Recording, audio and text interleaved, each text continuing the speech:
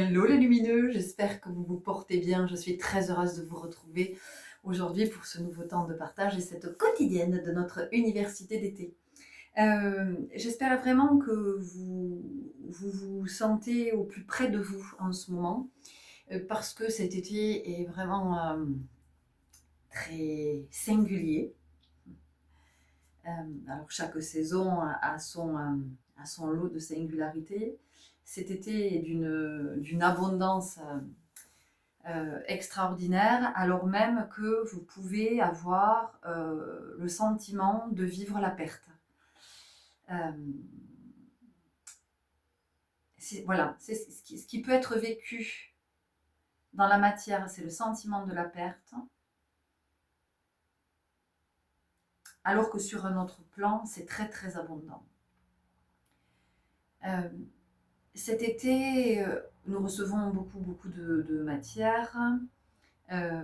Nous vivons aussi la canicule avec, pour certains, en fonction de la région dans laquelle nous vivons, la nécessité d'être dans le noir toute la journée, de fermer nos volets pour maintenir le frais dans nos maisons.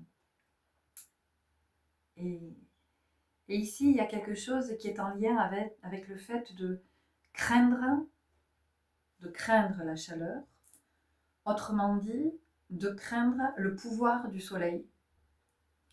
Craindre le pouvoir du soleil, ça a à voir aussi avec notre propre pouvoir.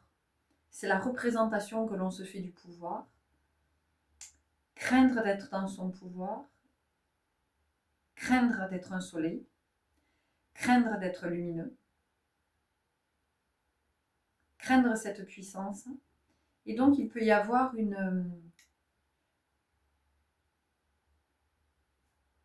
tendance très très inconsciente à refuser l'ouverture du plexus solaire. Parce que si j'accepte que le plexus, que ça s'ouvre au niveau du plexus, j'accepte d'être dans ma puissance, j'accepte d'être dans mon pouvoir. Et si je suis dans ma puissance et dans mon pouvoir, comment ça va se manifester si je ne maîtrise pas? Et si je ne maîtrise pas cette puissance, qu'est-ce qui va bien se passer? On a quelque chose comme ça. Soit c'est un lien avec des mémoires, soit c'est un lien avec quelque chose que vous avez vécu dans cette incarnation-là, de l'abus de pouvoir peut-être.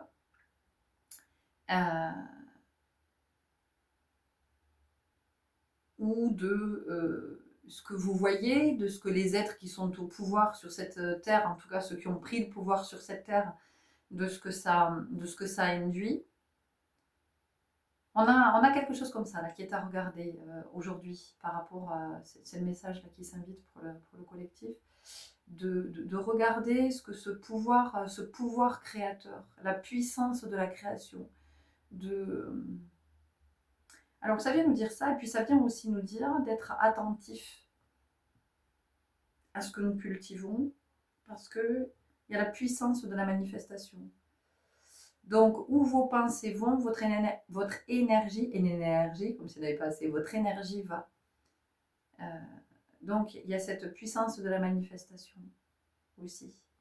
Voilà, il y a quelque chose comme ça qui est à regarder aujourd'hui, de ce qui peut peut-être vous faire peur ou vous mettre à distance de la notion de pouvoir. Pouvoir. Parce que pouvoir, il y a peut-être quelque chose qui est à regarder du côté de quelque chose qui serait plus subtil, c'est-à-dire parce que pouvoir, ça peut avoir une connotation très négative, très péjorative, alors que pouvoir, c'est la capacité. C'est j'ai la capacité de. J'ai la capacité de. Je peux le manifester. Je porte ce dont j'ai besoin pour le manifester. Voilà. Donc il y a peut-être la peur d'activer quelque chose ici. Il y a peut-être la peur de l'affirmation quelque part. Alors même que c'est ce vers quoi nous sommes. J'en ai encore parlé hier hein, dans le partage d'hier. On venait nous parler de ça, hein, de cette comment nous œuvrons du côté de l'affirmation, de s'affirmer, de s'aligner vraiment, de se positionner, d'acter, de choisir, de décider. Ok, donc il y a cette première chose. Aujourd'hui, je viens vous parler du corps à travers une expérience que je vis depuis des années et de ce qui s'éclaire aujourd'hui et que je suis inspirée à vous partager. Alors il est évident que c'est mon expérience individuelle,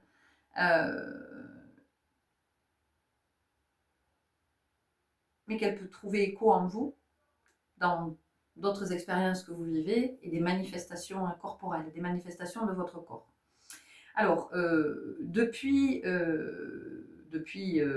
toujours, en fait, depuis toujours, je vis une expérience récurrente qui est en lien avec la blessure d'abandon. Ça, je l'ai identifié l'année dernière, donc c'est très très récent, hein, c'est vraiment très très récent. Donc, cette expérience qui est revécue sous diverses... elle va prendre diverses formes. Elle est revenue régulièrement.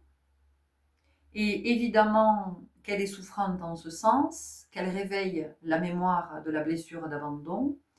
Et vous voyez qu'il a fallu que je le revive maintes et maintes fois pour capter l'année dernière que c'était en lien avec cette blessure d'abandon, que c'est induit par la blessure d'abandon. Donc cette expérience, je l'ai vécue à plusieurs reprises, avec une intensification sur le plan émotionnel. De tout ce que ça a induit, ça a été de plus en plus souffrant dans l'expérience. Avec des moments de répit dans la vie, évidemment. Je n'étais pas continuellement en train de vivre l'expérience. Il y avait des moments où je vivais l'expérience, et puis je pouvais ne plus vivre l'expérience pendant des mois, pendant des années. Et donc, cette même expérience, pendant 2 ans, je ne l'ai pas vécue. Dans aucun des domaines de ma vie, cette expérience ne s'est présentée. Et puis, en janvier 2025, je replonge dans l'expérience. Je dis bien je replonge dans l'expérience parce que je me vois provoquer l'expérience tout en me disant pourquoi j'ai besoin de retourner là-dedans. J'ai pas envie, je veux pas le revivre. Je ne veux pas le revivre. Et en même temps, il y a quelque chose qui me dit, c'est le moment que tu y retournes. Tu as des choses à voir que tu n'as pas vues. Ok, donc j'accepte de me replonger dans l'expérience. Donc au début, je suis relativement prudente, puisque je sais, puisque je suis très consciente. Donc je suis extrêmement prudente.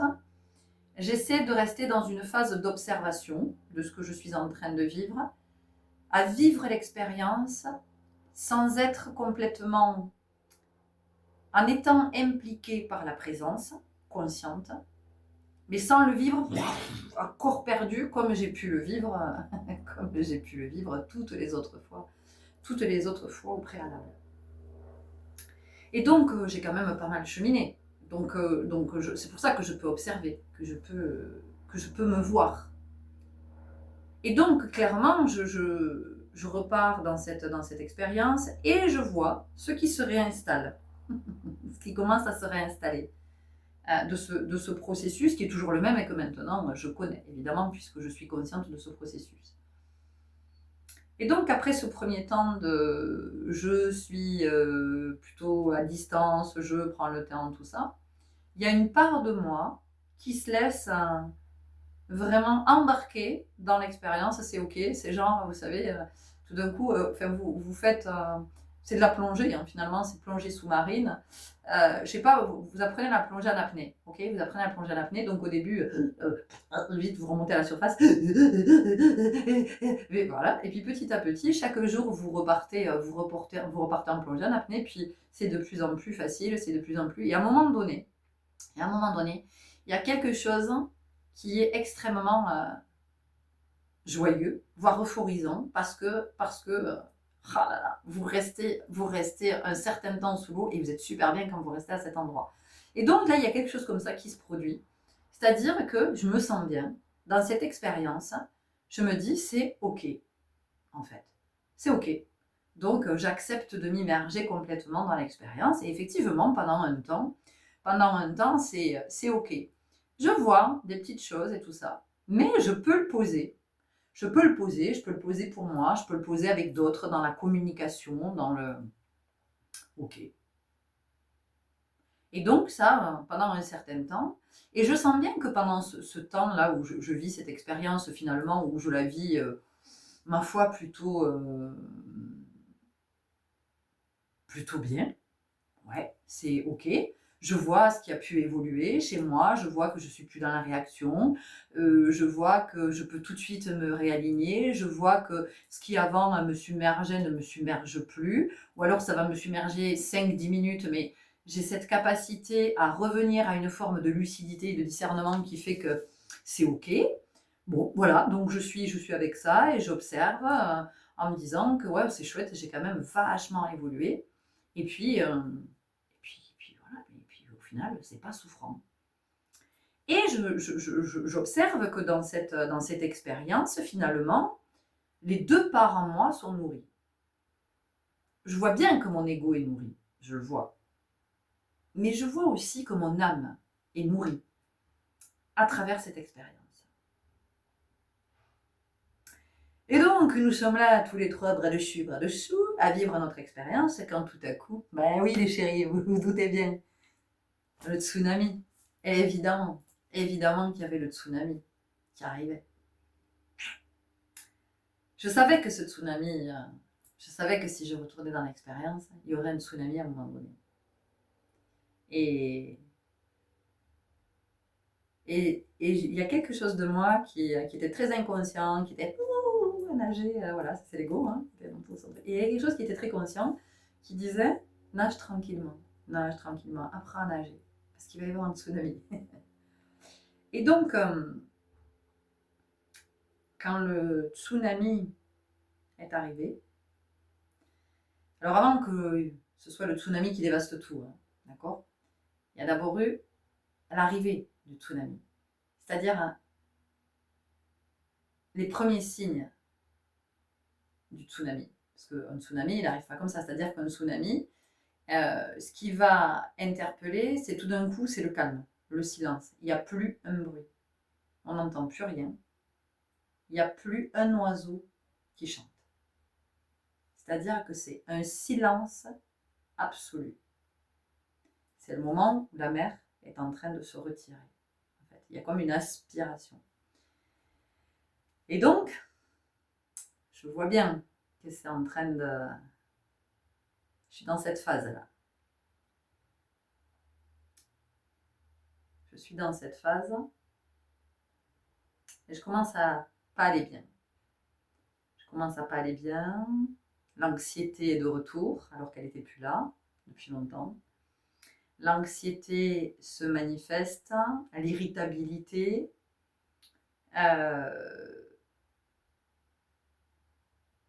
de la colère, de toute façon tu comprends rien, c'est toujours pareil et tu recommences et tu es toujours dans les mêmes schémas et ouais, quelque chose comme ça.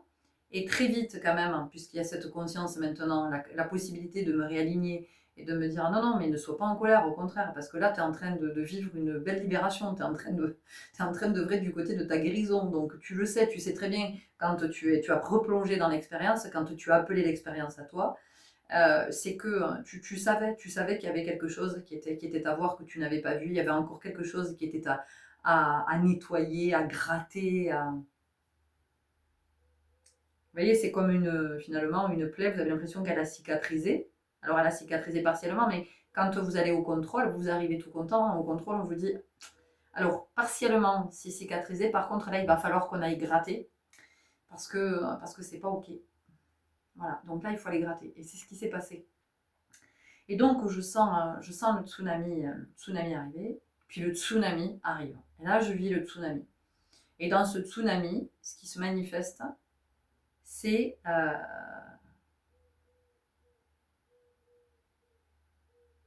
je commence à avoir de l'urticaire. Voilà. Je découvre les crises d'urticaire. tout de suite, je sais que ça n'est absolument pas, ça n'a rien à voir avec une quelconque allergie ou un truc alimentaire, un truc que j'aurais mangé, que j'aurais respiré. Je sais très bien que c'est émotionnel. Donc, il y a ces petites crises d'urticaire jusqu'à ce qu'en plein tsunami, une crise d'urticaire géante se déclare, qui prend des proportions énormes. Ça me brûle comme jamais. J'étais rouge vif ici, partout. C'était impressionnant. J'avais le feu en fait. J'avais le corps en feu et j'avais l'impression que j'étais en train de prendre feu. Rien ne me calmait, ni... d'habitude, je me traite avec de l'homéopathie, rien n'y fait. Je me douche, rien n'y fait. Et je me dis, ok, détends-toi, j'écoute de la musique, je fais des respirations, tout ça. Et je me dis, ça va se calmer comme ça se calme toujours pendant la nuit. Sauf que ça brûle de plus en plus. Et puis, je sens dans la gorge, ça commence à m'irriter, ça me brûle dans la gorge, j'ai soif. Et je me dis, putain, c'est pas normal, il y a un truc. Et là, je vais à la salle de bain pour constater l'étendue des dégâts. Et je vois que j'ai le visage qui a commencé à gonfler et que je suis ici, j'ai la lèvre toute gonflée qui commence à se déformer.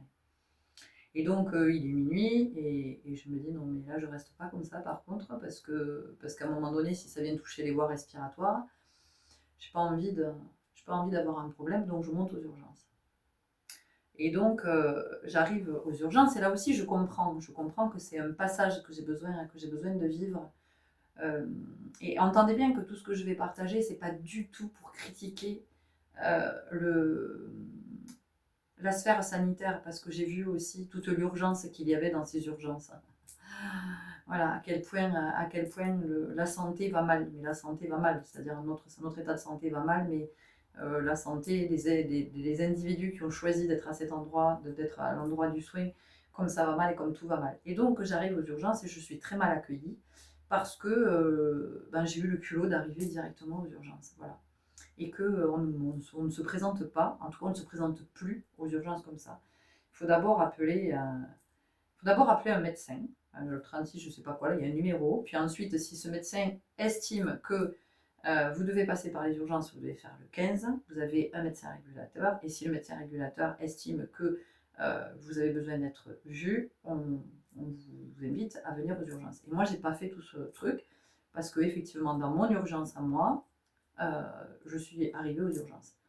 Donc, je me fais un peu recevoir, pas terrible, mais quand même, on me reçoit vite quand on voit que je suis un peu là, gonflée, tout ça, que le visage commence à gonfler. Parce qu'éventuellement, il peut y avoir un problème au niveau respiratoire, une suspicion de Demilquink et tout ça. Bon, bref, donc très vite, je suis prise en charge, parce que c'est comme ça, hein, on est une charge. Voilà, je suis prise en charge, on commence à regarder ma tension, regarder au niveau de l'oxygène, s'il y a suffisamment d'oxygène, si tout est OK. Et donc, on commence à me poser des questions. Est-ce que vous avez pris un médicament? Est-ce que vous avez mangé quelque chose de spécial? Voilà. Et donc, je dis que non, rien n'a changé dans mon alimentation. Et que, par contre, voilà, je sais que c'est émotionnel, que j'ai fait quelques crises d'urticaire récemment, que c'est quelque chose que je découvre. Mais que là, ça prend des proportions, puis ça me brûle surtout. Et que je me suis inquiétée parce que j'ai vu mon visage gonfler et que ça m'a inquiétée. Et en même temps, ça me fait travailler la peur de l'étouffement, la phobie de l'étouffement, parce que je vis avec ça aussi, avec l'angoisse de l'œdème de Quincke. L'angoisse de l'œdème de Quincke. Et donc, je suis aux urgences, j'essaie d'expliquer que je suis dans une phase émotionnelle qui est compliquée pour moi, et que je sens bien que c'est la manifestation de... Bon, bref, en résumé, on m'explique que les émotions, ça n'a rien à foutre aux urgences et qu'il y a bien une raison médicale qui fait que voilà, donc une dame très sec, la même qui m'a reçue, qui m'a un peu secouée pour me dire que non, pour arriver au 15. Donc là, je sens la tension, toute la tension dans les urgences. Et on m'amène dans un box, on me dit, voilà, installez-vous là. Donc on me donne la jolie chemise de nuit des urgences, on me demande de me déshabiller, et on met toutes mes affaires dans un sac poubelle.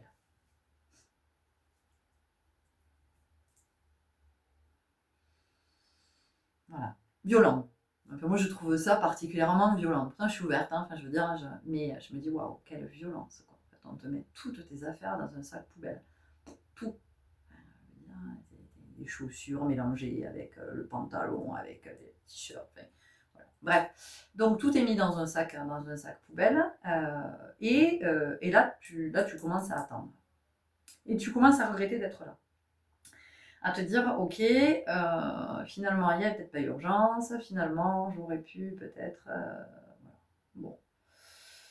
Arrive très vite une infirmière qui commence à me planter un cathéter, machin, un truc, un bidule, voilà, pas d'explication, pas de... Et donc c'est tout ce que je déteste, n'est-ce pas? L'intrusion comme ça dans le champ, pour moi c'est juste insupportable. L'aiguille qui vient percer la veine, insupportable. Alors pas dans la douleur, hein. Imaginez bien qu'avec les tatouages que j'ai, voilà. Sauf que le tatouage, je le choisis et je sais pourquoi je me fais tatouer. Je sais très bien pourquoi je me fais tatouer. Voilà, le tatouage, c'est énergétique. La piqûre, c'est énergétique. Ok. Sauf que là, c'est pas énergétique. Là, on fait intrusion dans tous mes corps. On me plante une aiguille, on me prend du sang. On fait pas plein, bon, voilà. Et donc, je vois qu'elle est très habituée, hein, elle est experte, parce qu'effectivement, elle rate pas la veine. Tout va bien, elle me pique, elle fait son truc, paf, paf, paf, elle colle ses étiquettes, elle me dit, un médecin va venir vous voir. Et donc, au bout d'un moment, quelqu'un vient me voir et avec un masque comme ça, donc je ne vois pas le visage, et cette personne reste très à distance de moi et donc me demande ce qui m'arrive. Et je lui dis que je suis en ce moment en train de vivre une situation qui émotionnellement me remue, me secoue, que j'ai fait quelques petites crises, mais qui étaient vraiment des petites crises que j'ai pu effectivement apaiser avec, avec mon homéopathie, que c'était ok, mais que là, ce soir-là, c'était une grosse crise et que ce qui m'a inquiété, c'était que je voulais voir si j'avais pas un problème au niveau des voies respiratoires parce que ça commençait à gonfler. Et donc, la personne ne me parle pas et sans me toucher, me demande de soulever la chemise. Voilà. Donc regarde de loin. Mais encore une fois, c'est pas un jugement, hein. C'est pas un jugement parce que tout ça, ça fait partie de mon process, hein. Donc me regarde de loin, regarde juste là, et je lui montre, je lui dis voilà, et je lui dis écoutez, je soulève la chemise pour montrer l'étendue quand même des plaques et tout ça.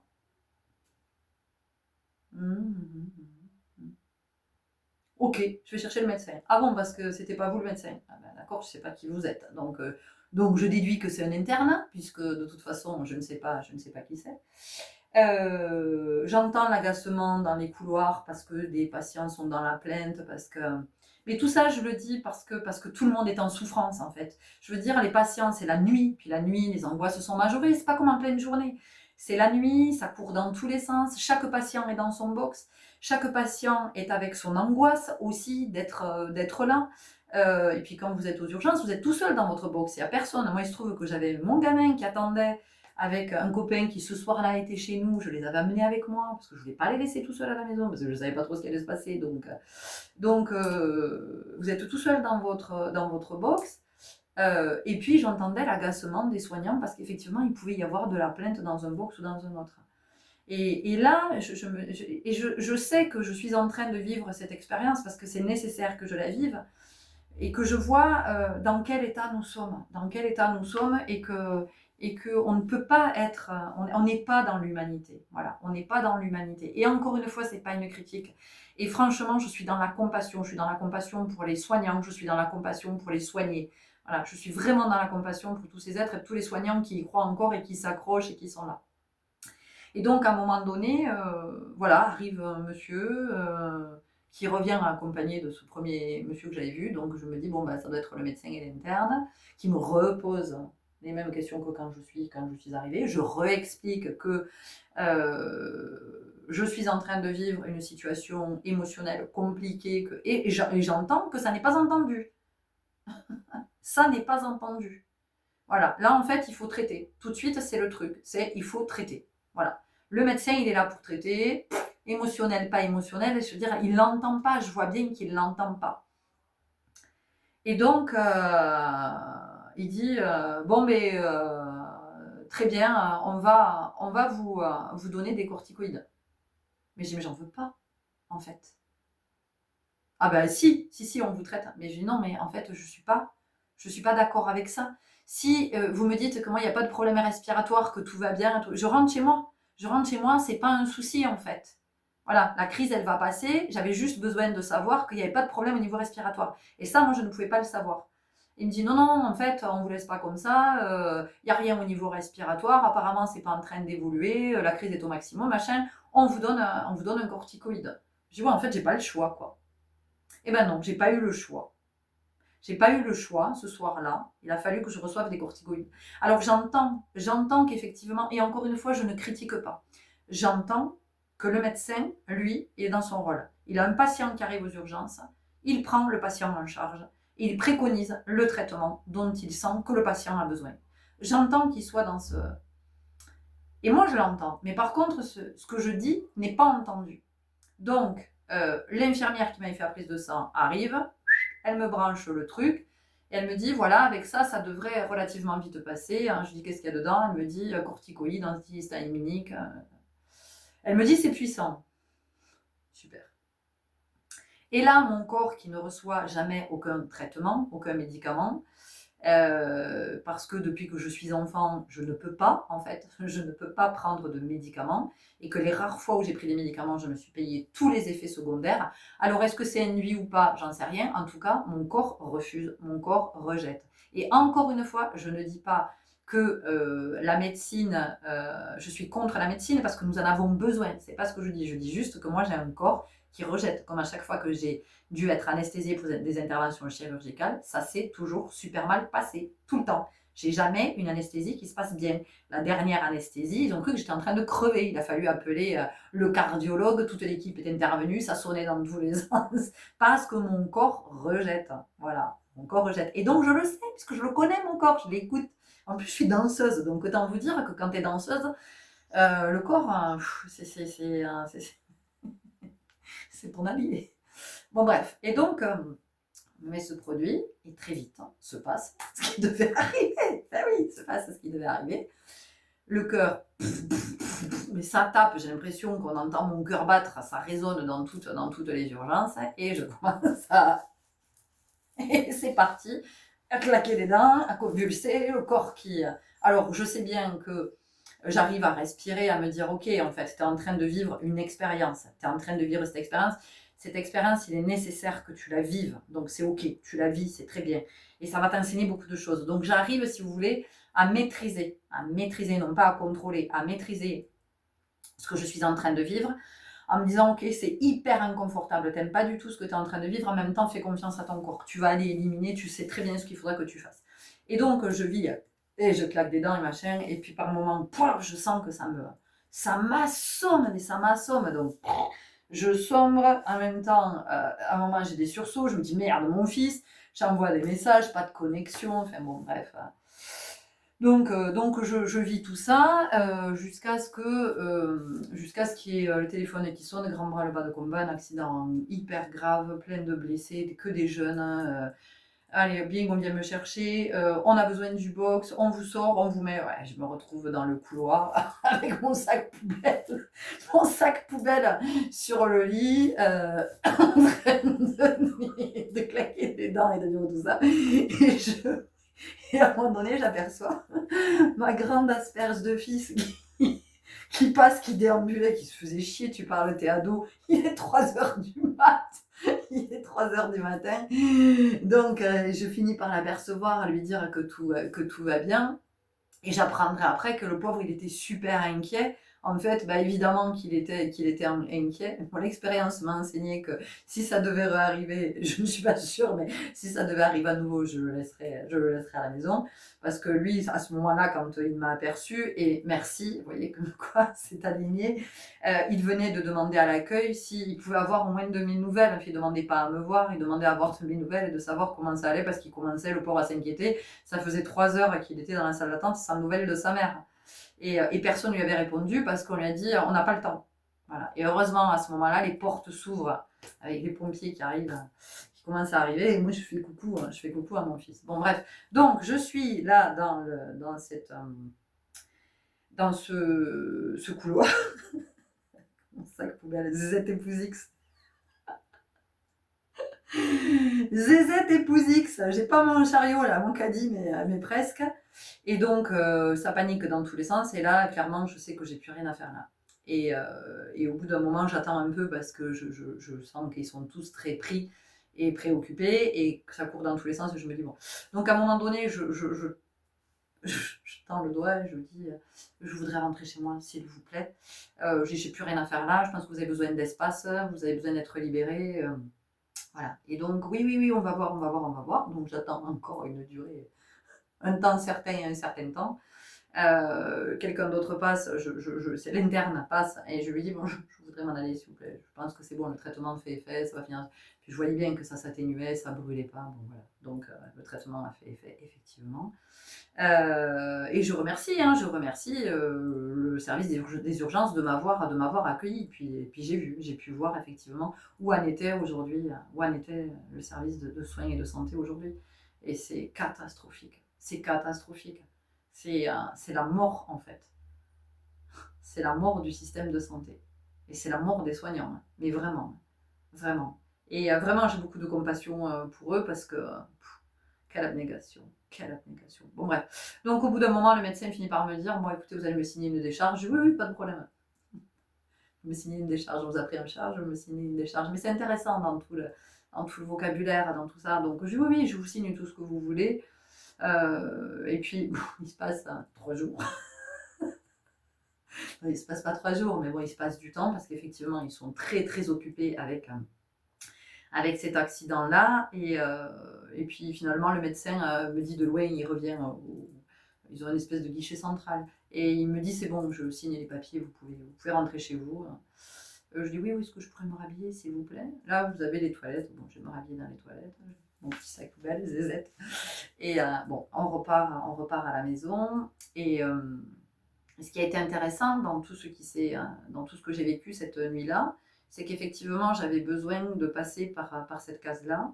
J'avais besoin de voir où en étaient les urgences aujourd'hui, où en était le système de soins aujourd'hui, de comment un état que l'on vit peut déclencher la sensation d'urgence.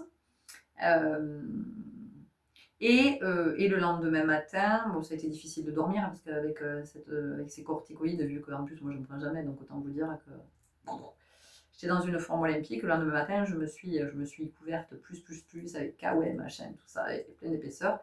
Et je suis partie marcher en me disant non mais il faut que je transpire, que j'élimine au max.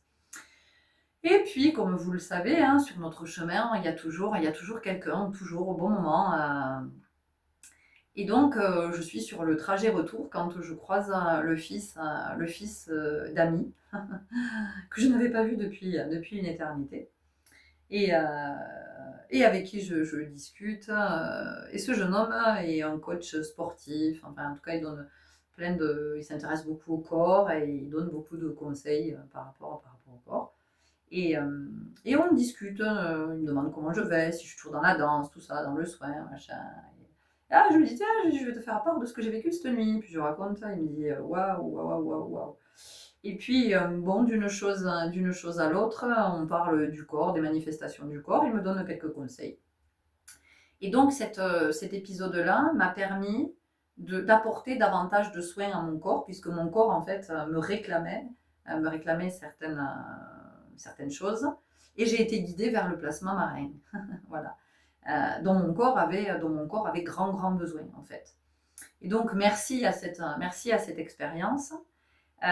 Et ça a remis de l'équilibre dans le corps et dans ce qu'il y avait de nouveau que je pouvais apporter au corps que je ne lui avais pas apporté jusqu'à maintenant. Donc ça m'a ramené encore plus vers le soi et vers le prendre soin, mais le prendre soin vraiment quoi. Donc il y a eu ça. Et puis quand le soir arrivait, l'appréhension de la nouvelle crise. Premier soir, tout va bien. Deuxième soir, tout va bien. Je suis donc toujours dans ma tempête émotionnelle. Évidemment. à me dire que quand même, il y a quelque chose qui ne va pas, il y a quelque chose qui n'est pas OK. Mais c'est pas que c'est pas OK dans mon corps, c'est que c'est pas OK dans l'expérience, dans ce que je suis en train de vivre. Autrement dit, de ce dans quoi la blessure d'abandon m'amène à vivre dans la matière. Il y a quelque chose qui ne va pas. Il y a quelque chose qui est toxique. Voilà. Et ce qui est toxique, c'est pas l'expérience que je suis en train de vivre.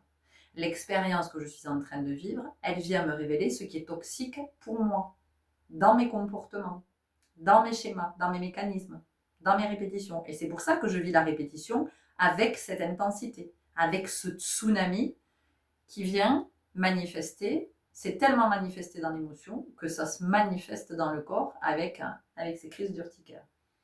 Je passe quelques jours où je suis tranquille, possiblement parce qu'il y a encore ce résiduel de corticoïdes et de tout ça qui doit faire effet, qui doit bloquer la manifestation.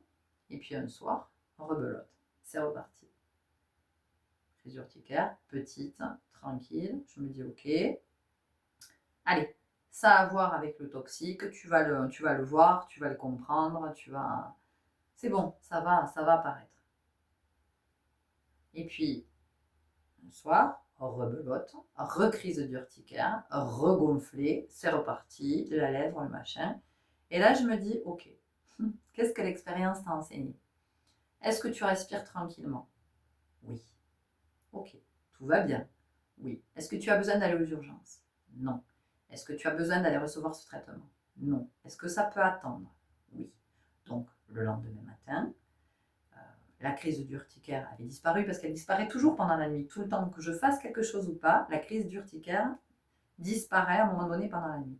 Le lendemain matin, je me lève, je suis quand même toujours un peu gonflée. J'ai la bouche un peu qui part un peu comme ça sur le côté. Et donc, je me dis, bon, je vais quand même appeler mon médecin. Voilà, je vais demander un bilan sanguin pour voir s'il n'y a pas, au niveau immunitaire. J'appelle mon médecin, et là, ça fait que me dire, le numéro n'est plus attribué. Qu'est-ce que c'est ce délire? Donc, je vais chercher. Alors, tout ce que je vous raconte, vraiment, entendez que ce n'est pas pour vous raconter ma vie. Hein. C'est un process. Hein. C'est vraiment un process évolutif et de guérison. Et j'espère que vous pourrez le transposer, vous, à ce que vous avez peut-être déjà vécu, ce que vous êtes en train de vivre, ou comment ça peut faire écho. Et c'est pour ça que je vous le partage d'ailleurs. Donc, le numéro que vous demandez n'est pas attribué. C'est pas possible. Donc, je vais chercher sur Internet, et je ne sais pas comment, j'avais enregistré un numéro qui n'avait rien à voir avec le numéro de mon médecin que je fréquente depuis des années. Alors, qui me voit très peu. Hein. Qui me voit très très peu, qui doit me voir une fois par an, et encore je ne sais même pas si on se voit une fois par an. Enfin bon, bref, et donc, bon, et j'appelle, il est tôt le matin, j'appelle, parce que la chance que nous avons avec ce médecin, c'est qu'il garde des créneaux pour les urgences dans la journée. Et donc, si on appelle tôt le matin, effectivement, on peut avoir un rendez-vous dans la journée. Alors, en fonction, effectivement, de ce que c'est. Si vous appelez, parce que bon, c'est un truc qui peut attendre quelques jours. Donc, j'explique la situation à la personne que j'ai au téléphone et qui me dit, mais là, en fait, on n'a pas de médecin au cabinet médical. Pardon? Oui, il me dit, tous les médecins sont absents en ce moment. Et sur le coup, je me dis, putain, c'est une blague. Et donc, il me dit, appelez le médecin régulateur et si besoin, vous serez orienté vers les urgences. Et donc là, je comprends que c'est pas ça en fait. C'est pas la voie. C'est pas cette voie-là que je suis amenée à suivre. C'est pas la piste médicale. Il y a autre chose que je dois aller expérimenter, explorer. Et je me dis, bon, je vais descendre à la pharmacie, je vais aller me chercher des granules contre l'anxiété, je vais aller voir ce que je peux. Et puis je vais demander, effectivement, confirmation, est-ce que je suis bien, est-ce que c'est bien, ça part bien un peu sur le côté, ou si c'est moi qui suis, vous savez, parfois, voilà, on peut voir des trucs qui ne sont pas. Hein. On peut projeter dans le stress, l'anxiété. En tout cas, une fois de plus, c'est venu révéler cette anxiété qui est là depuis l'enfance. Et cette anxiété qui est liée à la blessure d'abandon. Voilà. Alors, encore une fois, je vais expliquer, j'ai jamais été abandonnée par mes parents. Moi, je l'ai vécu comme ça, à la naissance de mon frère. J'ai vécu que j'étais abandonnée. Donc, je descendais vers la pharmacie, mais en même temps, il y avait quelque chose qui... Je me disais, bon, alors j'ai demandé, je dis, bon, alors, besoin d'être inspiré, qui est-ce que je pourrais consulter pour encore cette urticaire là qui se manifeste, comment je pourrais, qui peut m'aider dans cette situation. Et en descendant à la pharmacie, je passe devant un lieu que je connais, puisque j'y suis déjà allée pour recevoir des soins de shiatsu, et il se trouve que il y a un autre des praticiens qui fait de l'énergétique chinoise, de l'acupuncture et tout ça. Et je me dis, mais c'est bien sûr, c'est lui. Et donc, je lui envoie un message en lui expliquant ce qui m'est arrivé. Et si dans les jours à venir, il avait la possibilité de me recevoir. Je suis à la pharmacie en train de me faire conseiller. Quand je reçois un message, donc ce praticien est en train de me répondre, il me dit, écoute, c'est peut-être ton jour de chance, en pleine nuit, une personne que je devais recevoir ce matin a annulé son rendez-vous, alors en pleine nuit quand moi j'étais aux urgences, une personne annule son rendez-vous, j'ai un créneau qui est libre ce matin. Eh ben, je lui dis, écoute, il est pour moi, donc je vais venir. Et donc je finis à la pharmacie, je repars avec mes trucs homéopathiques, avec mes plantes pour calmer l'anxiété, tout ça. Et je remercie parce que j'ai demandé et qu'effectivement le créneau il est pour moi. Est-ce que vous imaginez C'est pour vous dire aussi qu'il y a même cette intelligence. Donc pendant la nuit je suis aux urgences et à ce même moment il y a quelqu'un qui visiblement est insomniaque envoie un message au praticien pour lui dire j'annule mon rendez-vous demain matin à telle heure. Donc je vais à ce rendez-vous, on discute tout ça, c'est une première consulte pour moi avec ce praticien. Hop, acupuncture, je sens qu'il se passe des choses dans le corps, et à un moment donné, énergétique chinoise, il parle, et là, j'ai un truc qui s'ouvre au niveau des poumons, et je le sens, et je me mets à pleurer, et ça sort, et ça sort, et ça sort, et il me dit, allez, il m'encourageait, et je pleurais, Bon, bref, on a remis de l'eau là où il y avait du feu, n'est-ce pas? Parce que c'est vraiment ce qui s'est passé. C'est comme si on ouvrait un barrage. Et bon, il y avait toute l'eau là qui pouvait... Il y avait une espèce de remise à niveau. Et donc, cette consultation m'a permis de comprendre qu'en fait, ça faisait des années que j'essayais de canaliser mon feu. J'ai beaucoup de feu en moi, vous l'avez peut-être certainement senti. J'ai beaucoup de feu en moi, et moi ce que j'essayais de faire c'était de canaliser le feu, en fait. Je me disais, ce feu, tu sais pas, hein, tu sais pas canaliser, donc il faut que tu apprennes à canaliser le feu. Et en fait j'ai compris pendant cette séance, ou à l'issue de la séance, j'ai eu vraiment la conscience que j'avais pas à canaliser le feu, certainement pas, puisque si ce feu je l'ai, il y a une bonne raison pour que j'ai tout ce feu en moi. Dans ce que j'ai à manifester, dans ce feu dont j'ai besoin, cette énergie, parce que le feu c'est ça, c'est l'énergie, cette énergie dont j'ai besoin pour prodiguer des soins. Donc non, ça m'a dit, mais en fait, t'as pas compris, t'as pas besoin de canaliser le feu, t'as juste besoin de permettre à l'eau d'être au même niveau que le feu dans ton révélation. Donc vous voyez, l'expérience que je vis au départ qui est en lien avec la blessure d'abandon, tout ce qu'elle me fait vivre. Et donc, au milieu de tout ce process, quand même, je suis repartie. Ce que je ne vous ai pas dit, c'est que je suis repartie de la pharmacie avec l'ordonnance. L'urgentiste m'avait fait une ordonnance en me disant, voilà, je vous prescris un traitement qu'il faudrait prendre pendant 15 jours d'office. Et que moi, j'avais refusé, évidemment. Alors, ne faites pas ce que je fais. Hein. Voilà, c'est moi, ça me regarde, c'est ce que je sens. D'accord? C'est ce que je sens dans mon corps de ce que ça me dit. Et ça n'engage que moi. Et c'est pas du tout quelque chose, je vous invite pas si vous avez un traitement à l'arrêter ou jamais de la vie, hein, d'accord? Voilà, entendez bien que je ne parle que de moi. Et donc, je repars quand même sur les conseils de la jeune femme avec... non, je repars même pas. Elle me dit, mais on vous a rien prescrit aux urgences. Je dis, si, elle me donne un nom. Je dis, oui, je crois que c'est ça. Elle me dit, non, vraiment. Elle me dit, prenez-le. Enfin, elle me dit, quand vous irez chercher votre ordonnance, allez dans une pharmacie, allez le chercher, ayez toujours la boîte à la maison. Parce qu'elle me dit, si vous refaites une grosse crise urticaire, elle m'a dit, très vite, ça va arrêter la crise, plutôt que de souffrir. Et elle fait elle m'a dit franchement, elle me dit enfin, voilà, elle me dit ça peut vraiment vous aider. Et j'ai entendu ce qu'elle me disait et ça m'a aussi interrogée sur la notion de jusqu'à quel point on peut supporter. Jusqu'à quel point on peut supporter la douleur, jusqu'à quel point on peut supporter l'inconfort, jusqu'à quel point on peut supporter aussi le toxique de notre fonctionnement, de notre mécanisme. Mais quand je dis le toxique, c'est vraiment pas pour se juger, c'est vraiment pas pour se blâmer, non, c'est juste de voir que ce comportement-là est toxique, mais il est toxique pour moi en fait. C'est pas ok pour moi, ça m'empoisonne. D'accord. Donc, vous voyez, ça m'a permis aussi de voir tout ça, de regarder jusqu'à quel point on peut supporter. Donc, après, je suis allée me chercher cette boîte. Et oui, il y a eu des soirs où ça s'est remanifesté parce que je m'accrochais encore à l'expérience. Il y avait quelque chose que je ne voulais pas lâcher dans cette expérience-là. Et donc, l'urticaire continuait à se manifester. Jusqu'à ce que je prenne la décision de sortir de l'expérience en me disant, c'est bon, j'ai vu ce que j'avais à voir et j'en sors.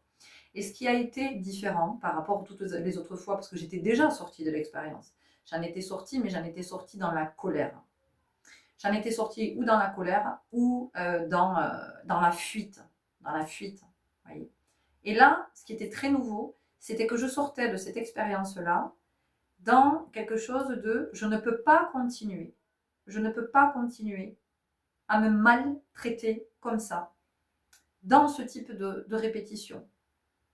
Mais encore une fois, quelle que soit la répétition, ça va vous parler comme ça vous parle, d'accord?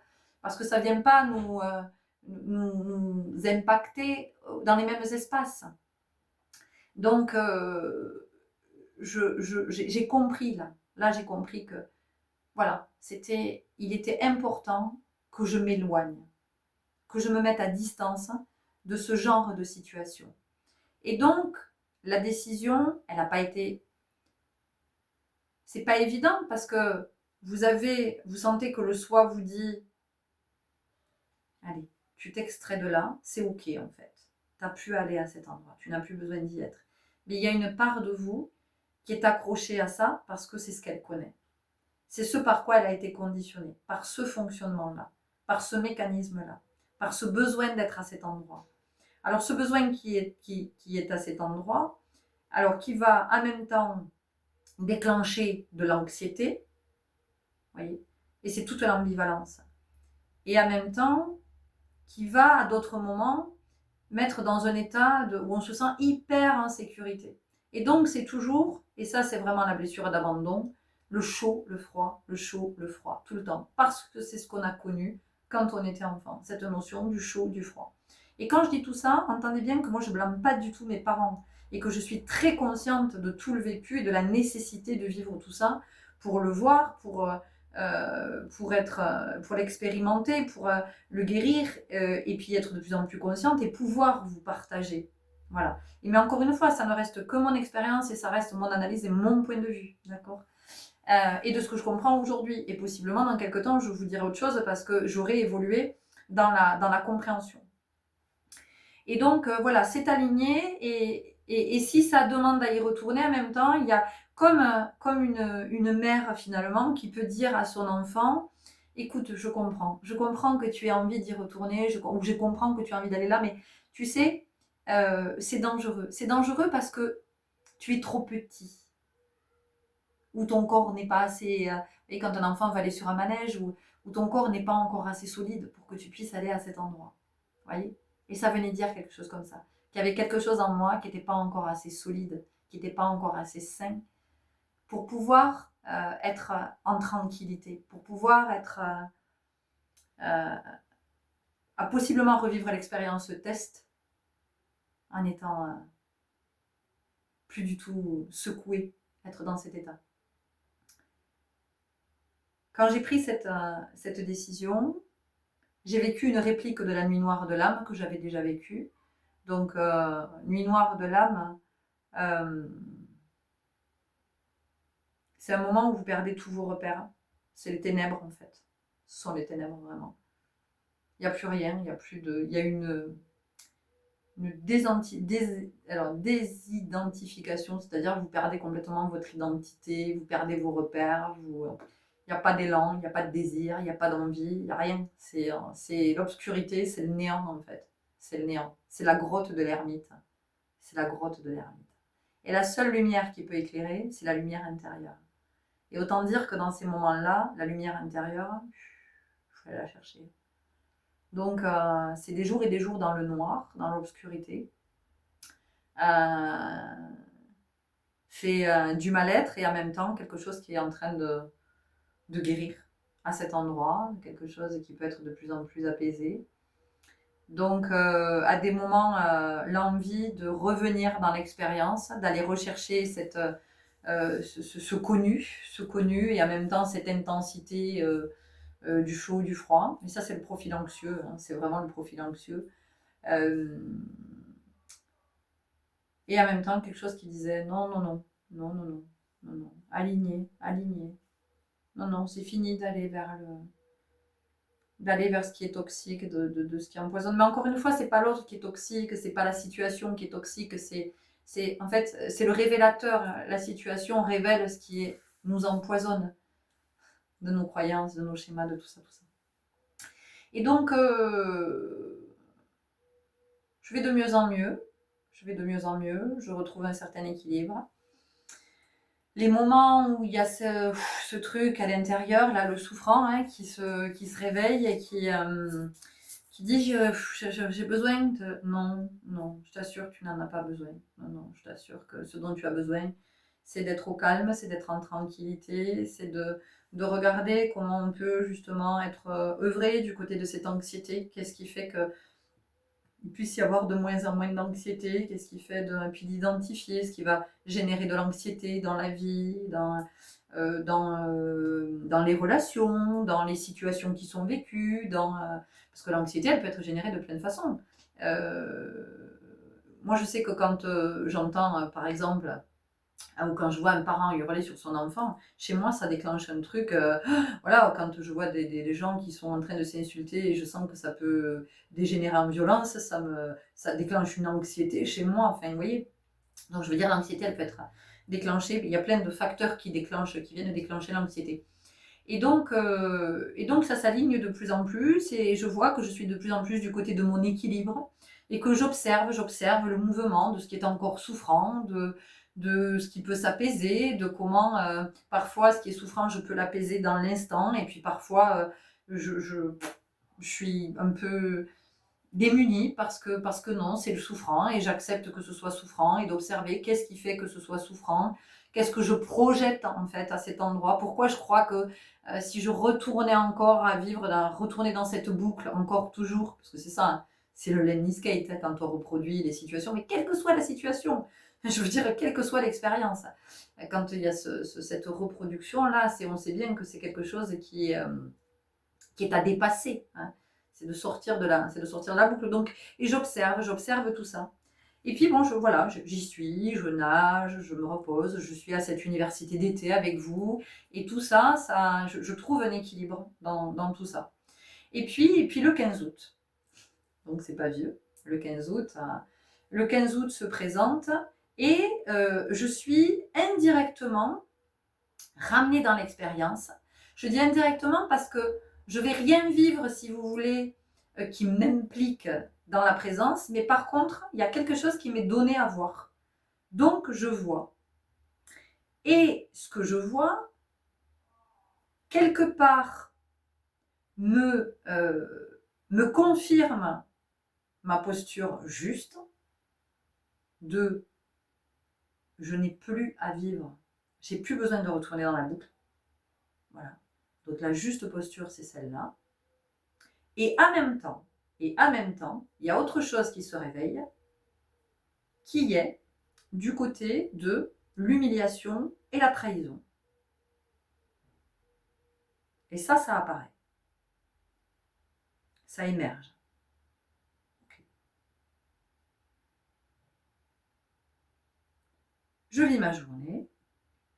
Le soir arrive, tout ça. Tout va bien. Tout va bien. Donc, je vous parle plus d'urticaire parce que ça fait des semaines et des semaines, vous vous doutez. Tu as compris le coup? Tu vois arriver le coup? Est-ce que tu vois arriver? Ouais, tu vois arriver. Et donc, la journée, tout va bien, tout ça, la soirée, voilà, je m'endors. Et avant de m'endormir, quand même, je sens que bah, ça picote dans le corps, ça démange. Donc je regarde, il n'y a rien. Je me dis, bon, tu vas nager entre midi et deux. En ce moment, comme il fait très chaud, je vais surtout nager entre midi et deux, parce que ce soir, il fait beaucoup trop chaud. Et je me dis, ben, c'est le soleil, ça doit être le soleil. En fait, tu as pris le soleil et ça doit irriter la peau. Voilà, parce qu'il n'y a rien, il n'y a pas de manifestation. Je me dis, bon, ben, ok, tout va bien, donc je m'endors. Puis je me réveille pendant la nuit. Je suis poussée à regarder. Oh, début d'urticaire. Début d'urticaire, mignon, gentil, tranquille. Et là, tout de suite, ça me dit, Florence, sois OK, en fait. Sois OK avec cette poussée d'urticaire, n'empêche rien. N'empêche rien de se manifester, parce que cette poussée d'urticaire, elle est en train de te dire, ah oui, parce qu'en fait, voilà, c'est ça, pour être plus clair. Dans la journée, quand j'étais amenée, j'ai pas eu ce truc de l'humiliation et de l'injustice, de la trahison. J'ai eu l'alignement, la confirmation de l'alignement. Et en fait, quand j'ai vu Urticaire, ça a été, à ce moment-là, c'est là que je me suis dit, ok, qu'est-ce qu'aujourd'hui ça t'a dit à part l'alignement? Est-ce que ça t'a pas dit autre chose? Et il y a eu une évidence, donc, que ça venait me parler d'humiliation et de trahison. Mais moi, comment moi je peux me trahir et comment je peux m'humilier, me dévaloriser. Enfin, c'est ça, hein, l'humiliation, c'est la dévalorisation. Et donc, c'est venu mettre à jour ça. Et je me suis dit, tu vois, c'est important que ce corps, ce qu'il est en train de te dire à travers cette poussée d'urticaire, il n'est pas en train de te dire, vas-y, prends un cacheton pour calmer l'urticaire. Ton corps, il est en train de te dire, toi, dans un premier temps, aujourd'hui, ce que tu as vu, c'est l'alignement. C'était la confirmation que tu avais bien fait d'être à cette posture-là, enfin à cet endroit-là, d'être dans cette posture. Mais ce que ton corps est en train de te dire, c'est qu'il y a encore du souffrant par rapport à cette boucle et à ces schémas. Accepte que ce souffrant soit là. Accepte de le regarder. J'ai remercié mon corps. Et je dis, je vais rien prendre, je ne veux rien faire en fait. Je vais juste essayer de m'endormir avec ça, avec cette réalité de la trahison et de l'humiliation qui sont en lien aussi, qui sont inhérentes à cette blessure de l'abandon. Je me réveille un peu plus tard dans la nuit, il n'y a plus rien, tout est parti. Parce que j'ai entendu ce que mon corps me disait. Pour préparer ce visuel, j'ai hésité entre écouter et entendre. Et je suis allée regarder, j'ai dit tiens, mais en fait, qu'est-ce que c'est la différence entre écouter et entendre? Ce que l'on trouve quand on va chercher du côté des définitions, c'est que entendre, c'est par exemple, vous entendez un bruit. Vous entendez un bruit. Écouter, c'est essayer de distinguer ce que c'est ce bruit en fait, que vous avez entendu. D'accord? Et j'ai choisi consciemment entendre ici, pour le titre de ce visuel, parce que vous entendez les messages de votre corps, parce que pour moi, il y a un troisième niveau, il y a un troisième degré. Vous savez que j'aime les lectures, une autre lecture. Et ce troisième degré, c'était que il y a, j'entends un bruit, j'écoute ce que c'est, et à travers ce que j'écoute, j'entends. Parce que dans une conversation, je peux écouter ce que l'autre est en train de me dire, mais par contre, à travers ce qu'il est en train de me dire, je n'entends pas, j'écoute, mais je n'entends pas ce que l'autre est en train de me dire. Pourtant, je l'écoute, mais je ne l'entends pas. Donc, ce que je veux vous dire ici, c'est que je peux écouter mon corps parce que mon corps me dit qu'il a mal, tout ça, mais peut-être que je n'entends pas les messages qu'il me fait passer. Et que tout message que mon corps me fait passer appelle à une guérison émotionnelle, appelle à une guérison traumatique. Et ça, je ne peux le comprendre que quand je suis précisément à cet endroit. Quand je suis avec, ok, mon corps me manifeste à tel moment C'est pour ça que quand on vient me consulter avec des douleurs, j'invite toujours à se demander à quel moment la douleur s'est déclenchée. Depuis quand est-ce qu'on souffre? Ou depuis quand est-ce qu'il y a cet inconfort? Qu'est-ce qu'on vivait à ce moment-là? Qu'est-ce qui s'est passé? Essayez de retrouver la mémoire, le fil du déclencheur, en fait. Parce que le corps vient toujours nous dire, il y a en toi quelque chose qui demande à être vu, il y a quelque chose qui demande du soin en toi. Et donc, encore une fois, nous sommes beaucoup dans le soin du corps, mais pas suffisamment dans le soin des blessures. Et donc, bien sûr que, encore une fois, mais je crois que j'en ai parlé avec la guidance du 15 août, il me semble que c'est dans cette guidance que je parlais du corps et de comment on fait une équipe on forme une équipe avec les médecins, les spécialistes, et on n'est pas juste un patient qui patiente. C'est-à-dire que nous, notre médecine, c'est l'introspection, c'est d'aller regarder du côté de l'âme. Bien sûr qu'après on peut se faire accompagner par des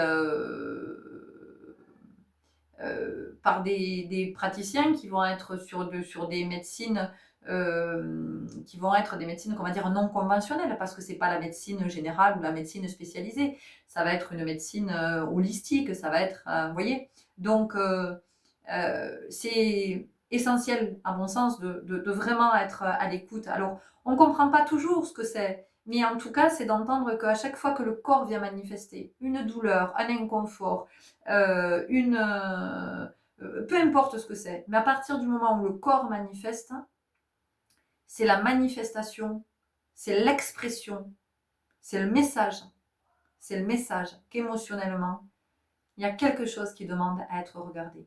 Il y a quelque chose qui est souffrant. Il y a quelque chose qui est encore malade. Il y a encore quelque chose qui nous empoisonne.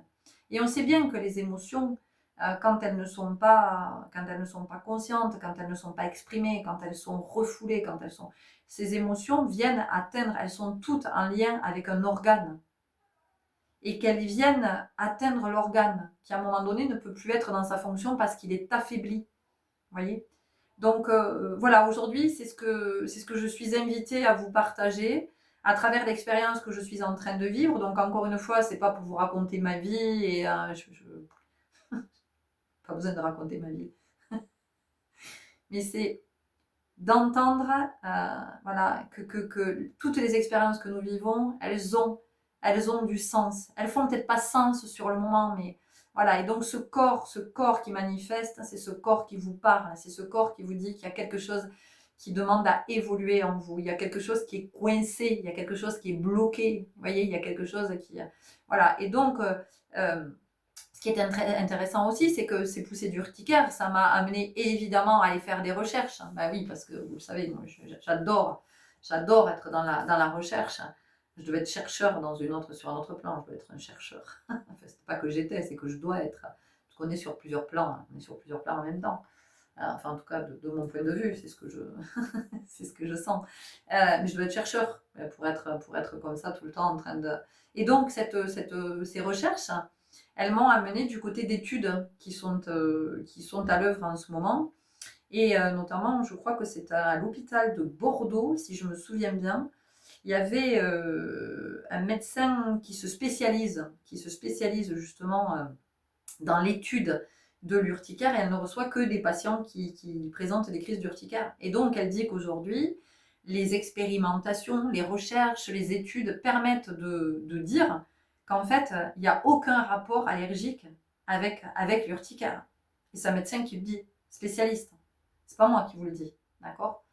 C'était ce que je sentais dans ce que je vivais, que ça n'avait aucun lien avec de la nourriture ou quelques trucs que j'aurais pu respirer, et que c'était en lien avec l'émotionnel. Et donc, c'est ce que ce médecin disait aussi, qu'ils étaient en train de comprendre que c'était pas du tout parce qu'il y avait un terrain allergique. Et donc, ils sont en train de chercher ailleurs. Voilà. Moi, je suis allée chercher du côté émotionnel. Voilà ce que j'avais aujourd'hui à cœur de vous partager. Et en même temps, c'est pas... Comment je pourrais dire c'est pas un hasard, ça tombe pas de nulle part. C'est que cette année 2025, non, c'est peut-être quand j'ai parlé de la... Ah oui, non, le corps, je pense que je l'ai abordé dans l'année 2025, l'année des révélations. Je pense que c'est plutôt à cet endroit, parce que j'ai expliqué qu'effectivement 2025, donc année 9, nos corps parlent beaucoup, beaucoup, beaucoup, beaucoup de maladies se révèlent. Et on est beaucoup du côté de la maladie et de l'âme qui dit qu'elle a mal. C'est à cet endroit que nous sommes. Je mettrai le lien. Je mettrai le lien sous la vidéo ici, si vous n'avez pas entendu ce partage et si vous êtes dans l'élan de l'écouter. Évidemment qu'il n'y a pas d'obligation. Voilà, de cette année qui mettait le corps était, prenait toute sa place aussi, le corps messager, le corps qui vient nous dire. Et d'ailleurs, vous pouvez vous observer, vous, de tout ce qui s'est manifesté depuis le début de l'année.